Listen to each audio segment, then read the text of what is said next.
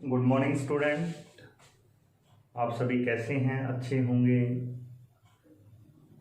और अपनी तैयारी पूरे एकदम अच्छे से कर रहे होंगे। स्टडी का किसी भी तरीके का प्रभाव आपके नहीं पड़ना चाहिए।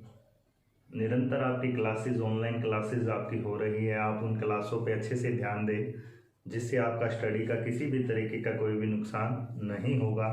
तो प्यारे बच्चों, आगे हम टॉपिक समझते हैं। लास्ट क्लासों में हमने टर्मिनोलॉजी हमने स्टार्ट करा था। यहाँ पर अकाउंट्स की कुछ एक शब्दावली यहाँ पर हमने पढ़ी थी और उसी शब्दावली को आगे बढ़ाते हुए नया टॉपिक आ रहा है लायबिलिटीज़।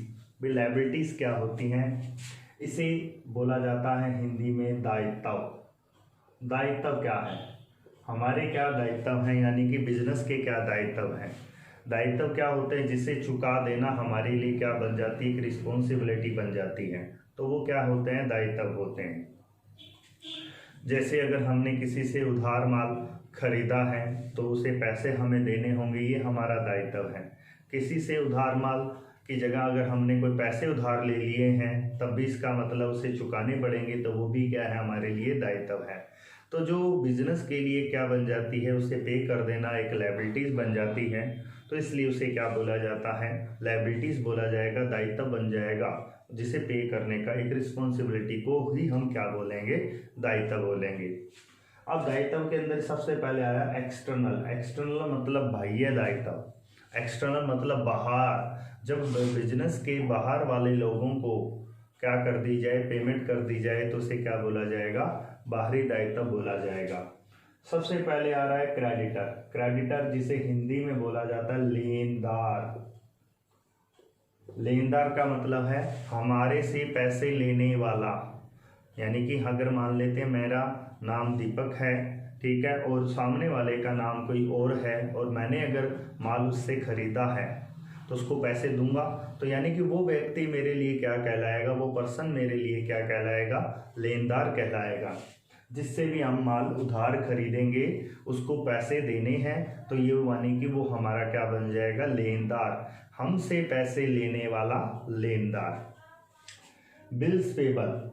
बिल्स पेबल का मतलब है अगर हम उस लेनदार से क्या करें? उधार में माल खरीद रहे और उस लेनदार से हमने कोई बिल एक्सेप्ट कर लिया, भाई हम उसकी पेमेंट कुछ दिनों बाद देंगे, कुछ महीनों बाद देंगे, कुछ एक टाइम पीरियड के बाद अगर हम उसे पे करें और उस बिल की हमने क्या दे दी? स्वीकृति दे दी, उसे एक्सेप्टेंस दे दी हमने, तो इसका मतलब वो बिल्स पेबल बन गया। उस बिल पे पेमेंट करनी है अब हमें, तो बिल्स पेबल बन गया। ठीक है, तो इसे बोला जाता है हिंदी में दे बिल। तो बच्चे ध्यान दें इस चीज़ को, मैं हिंदी इंग्लिश दोनों में बता रहा हूँ। फिर आता है अनपेड या आउटस्टैंडिंग। आउटस्टैंडिंग का मतलब होता है बकाया। बकाया मतलब अभी तक क्या है?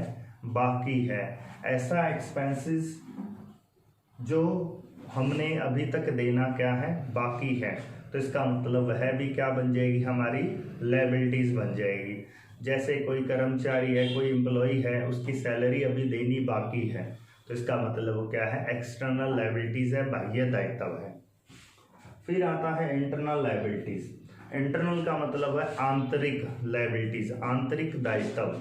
आंतरिक का मतलब जो बिजनेस यानी कि फर्म या किसी कंपनी के अंदर का दायित्व बनता है, जैसे और जिसकी पेमेंट हमें तुरंत नहीं करनी होती, एक लंबे समय के बाद हमें करनी होती है, या अंत में कह सकते हैं हम इसे, तब हमें इसे पेमेंट करनी होती है, अथवा हमें इसे पेमेंट नहीं करेंगे, एक लंबे समय के अंतराल के बाद इसकी होती है। इंटरनल का देखना सबसे पहले आती है कैपिटल। पूंजी का अर्थ मैंने बता दिया था। जब कोई पैसा या कोई प्रॉपर्टी या कोई भी अदर एसेट्स बिजनेस के अंदर स्टार्टिंग के टाइम अगर इन्वेस्ट कर दी जाए तो उस इन्वेस्टेड मनी को क्या कहा जाएगा? इसमें कैपिटल कहा जाएगा। उसकी पेमेंट कभी नहीं होती, उसकी पेमेंट कब होगी? एक लंबे समय के बाद होगी। Share capital. शेयर का मतलब होता है जब कैपिटल को कंपनी, ये शेयर कैपिटल कंपनी के वर्ड के अंदर यूज किया जाता है। कंपनी आगे जाके और अच्छे से समझेंगे। छोटी सी बातों में बता देता हूँ शेयर का मतलब क्या होता है। कंपनी की जो कैपिटल होती है वो छोटे छोटे पार्ट्स के अंदर डिवाइडेड होती है, जिसे हम शेयर कहते हैं, और उन्हीं शेयर को क्या बोला जाता है? उन शेयर को कंबाइंड नेम में कैपिटल कहा जाएगा। फर्म के अंदर आता है फर्म के अंदर अगर कोई पार्टनर अगर कोई लोन दे देता है तो जो लायबिलिटीज़ क्रिएट होती हैं वह इंटरनल लायबिलिटीज़ क्रिएट होती है, क्योंकि जो फर्म होती है वो पार्टनर की होती है, और पार्टनर जब भी लोन देता है तो फर्म से निकालता नहीं है जल्दी से, वो बाद में एक लंबे समय के बाद लेता है, क्योंकि वो उसकी खुद की फर्म है, तो इसलिए उसे लायबिलिटीज़ को क्या बोला जाता है, इंटरनल लायबिलिटीज़ बोला जाएगा।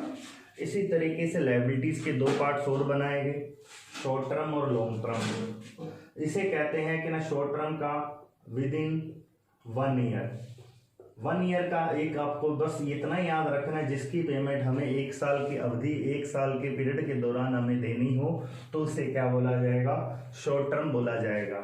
और मोर देन 1 ईयर्स हो, मोर देन 1 ईयर्स, जब 1 साल से ज़्यादा का हो जाए तो इसका मतलब होता है वो लॉन्ग टर्म हो जाएगा और उसकी पेमेंट हमें जल्दी नहीं देनी, 1 साल के बाद देनी है। जो 1 साल के अंदर देनी होती है, जैसे हमने भी समझा था, क्रेडिटर है, बिल्स पेबल है, या कोई आउटस्टैंडिंग एक्सपेंसेस है, ये सब क्या है, शॉर्ट टर्म ही है। क्लियर है बात यहाँ तक। अब आता है लॉन्ग टर्म। लॉन्ग टर्म का मतलब होता है लोन, डिवेंचर या शेयर कैपिटल। छोटे से एग्जांपल मैंने समझे यहाँ पर। लोन मैंने किसी बैंक से लोन ले लिया 2 साल या 3 साल या 5 साल के पीरियड के दौरान, तो उसे भी पेमेंट करना है, तो यानी कि वो लॉन्ग पीरियड है। डिवेंचर भी एक तरह से हिंदी में जिसे बोला जाता है ऋण पत्र। ऋण पत्र, ऋण पत्र का मतलब होता है लिए गए, ऋण का मतलब होता है लोन, लिए गए लोन का क्या है, एक सर्टिफिकेट होता है, तो यानी कि ये भी क्या है, एक लोन ही है एक तरह से।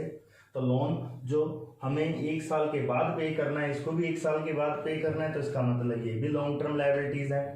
शेयर कैपिटल अभी बताया था मैंने पीछे इंटरनल के अंदर, इस शेयर कैपिटल की पेमेंट जब लंबे समय के बाद की जाए, तो इसका मतलब ये लंबे समय की बात कर रहा है, तो शेयर कैपिटल भी क्या होगा, एक लॉन्ग टर्म कैपिटल होगा।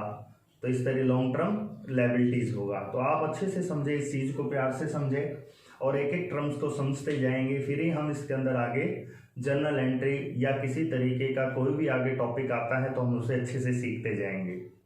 ओके बच्चों, अगर कोई भी डाउट हो तो आप मैसेज के थ्रू ग्रुप में बता सकते हैं, तो तुरंत ही उस डाउट का समाधान किया जाएगा। कोई भी प्रॉब्लम हो तो आप मेरे से शेयर कर सकते हैं। ओके बच्चों, थैंक यू।